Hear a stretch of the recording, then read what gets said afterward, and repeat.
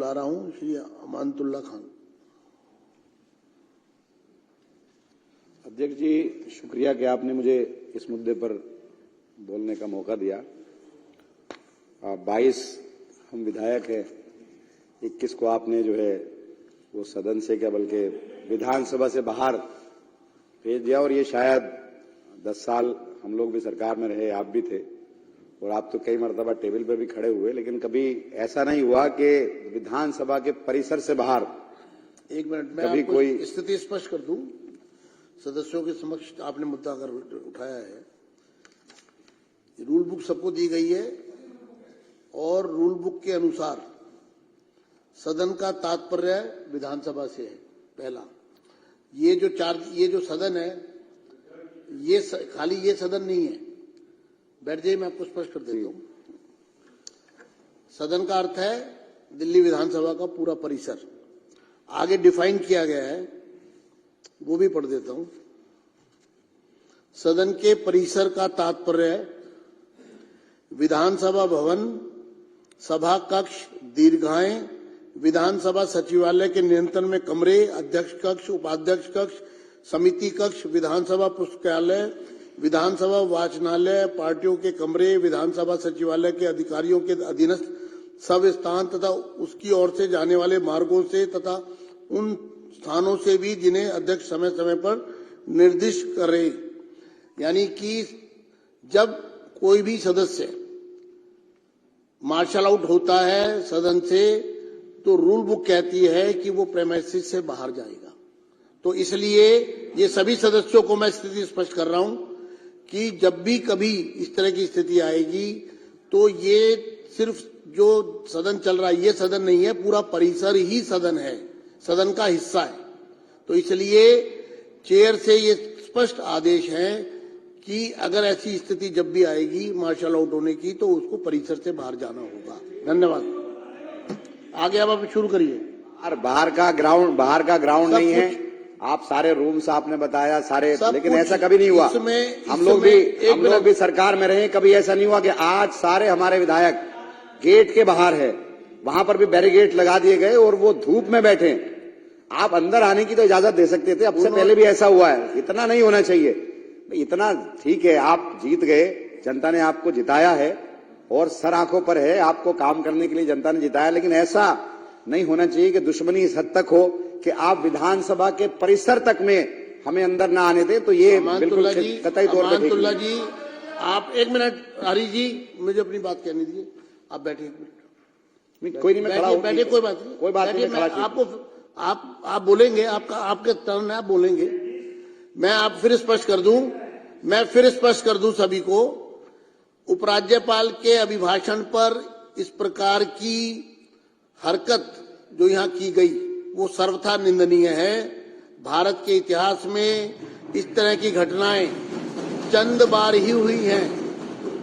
अभिभाषण अर्थात constitutional authority यहां पर सदन को एड्रेस करने के लिए साल में एक बार आती हैं।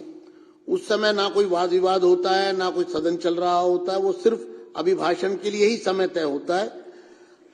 सदन ने जो कल निर्णय लिया, मैं सदन को बधाई दूंगा कि आपने इतने बड़े अपराध के विरुद्ध जो निर्णय लिया उसमें बहुत ही बैलेंस अप्रोच रखी। मात्र 3 दिन के लिए इस पर ब्रीच ऑफ प्रिविलेज का भी मामला बनता है।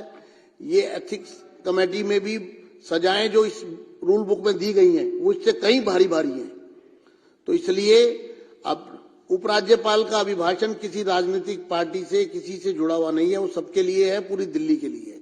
तो इसलिए उन्होंने जो यहां पर कल उद्दंडता की, समझाने और कहने के बाद भी जिसको नहीं माना गया, इसलिए सदन को ये फैसला लेना पड़ा। अब आप अपनी बात करें विषय पर। नहीं, देखिए, मैं तो ये चाहूंगा कि आप तमाम हमारे जितने भी साथी हैं आप उनको बुला लें। कई बार ऐसा हुआ है कि आपको बाहर भेजा गया, जब अनुरोध आपके दूसरे साथी ने किया तो हमने ओम प्रकाश जी को और दूसरे लोगों को आपके अनुरोध पर हमने बुलाया। तो मैं तो यही चाहूंगा कि वो सारे पार्ट हैं, और क्योंकि अभी जो है आपका डिप्टी स्पीकर का भी चयन होना है, उसका इलेक्शन होना है, तो उसमें अपोजिशन अगर नहीं रहेगा तो वो ठीक नहीं होगा किसी भी लिहाज से। तो हम तो यही चाहेंगे कि भाई आप सबको बुलाएं, आप क्योंकि सीट पर बैठे हैं और आप सबके अध्यक्ष हैं, हम तो ये चाहेंगे कि आप ये सारी चीजों को देखते हुए उन सबको अंदर बुला ले, और हमने कई बार ऐसा किया है पीछे भी, और ये तो पार्ट है इस वक्त में, क्योंकि हम भी हिस्सा है विधानसभा का।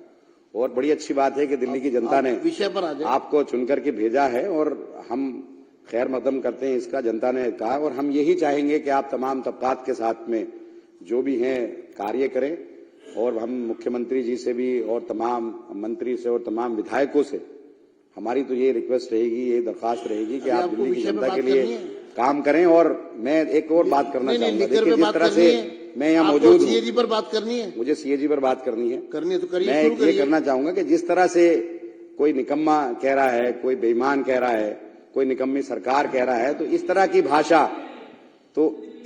भाषा का इस्तेमाल नहीं होना चाहिए। इस तरह की भाषा का इस्तेमाल नहीं होना चाहिए। और आपके मुख्यमंत्री ने बोले, और ऐसे शब्द किसी के कान सुन नहीं सकते थे। आप लोगों ने कोई लज्जा नहीं छोड़ी, निर्जल होकर तुम लोगों ने बदतमीजियां सदस्य बैठ जाएं, बर्दाश्त की, और आज आप सदस्य बैठ जाएं। ओपी शर्मा जी, कर्नल जी, सिरसा जी, आप विषय पर आ रहे हैं या मैं अगला? मैं सीएजी रिपोर्ट पर बात कर रहा हूँ। सीएजी पर आइए।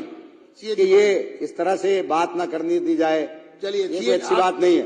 नहीं, आपको मैं मर्यादा दे रहा हूँ। हम लोग 5 मिनट आपके हो गए हैं, आप समय का सदुपयोग करें, सीएजी पर बात करें। देखिए, सीएजी रिपोर्ट सदन में पेश हुई और उस पर मैं चर्चा सुन रहा हूं, और मैं देख भी रहा हूं कि सीएजी रिपोर्ट में जो कहा गया है, पिछले 2 साल से ये शराब घोटाले पर आए दिन ये तमाम चीजें आ रही हैं, और हमारे दिल्ली सरकार के करैक्टर को जिस तरह से बदनाम किया गया, जिस तरह से करैक्टर असैसिनेशन किया गया, वो सबके सामने है।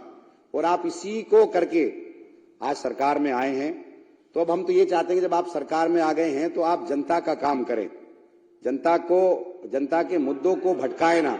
आपने 2500 रुपए का वादा किया, 2500 रुपए की आप वादे को पूरा करें।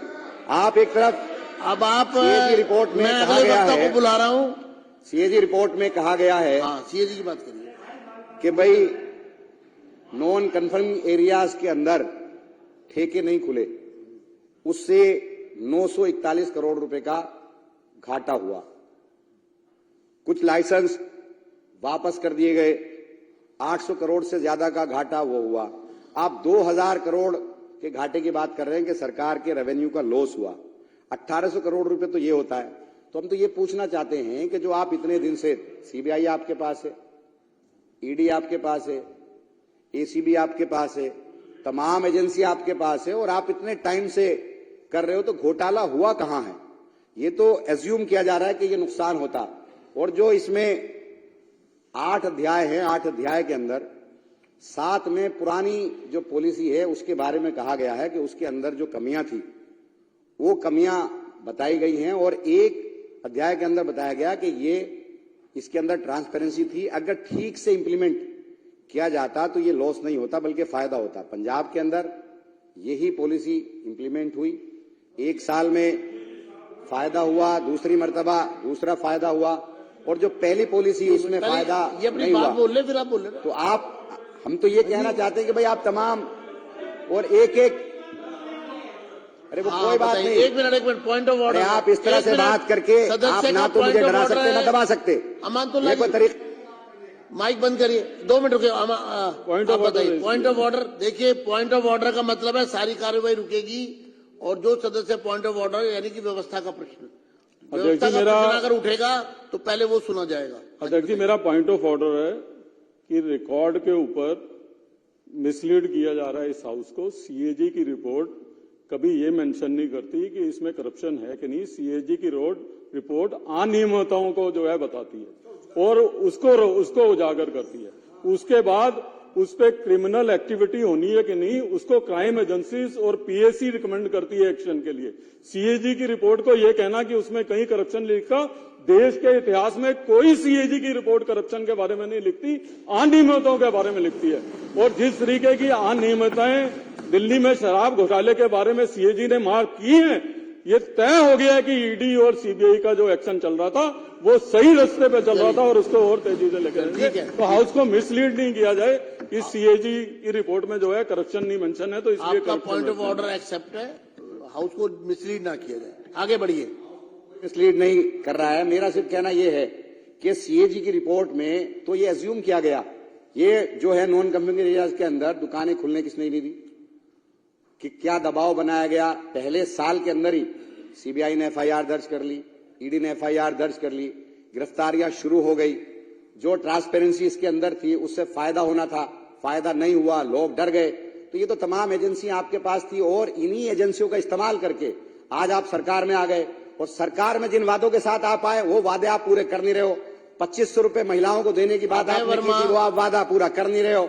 जो आपने काम करने की बात की थी वो आप कर नहीं रहे हो। सिर्फ दिल्ली की जनता को गुमराह करने का काम ये सरकार कर रही है। अध्यक्ष जी, सीएजी की रिपोर्ट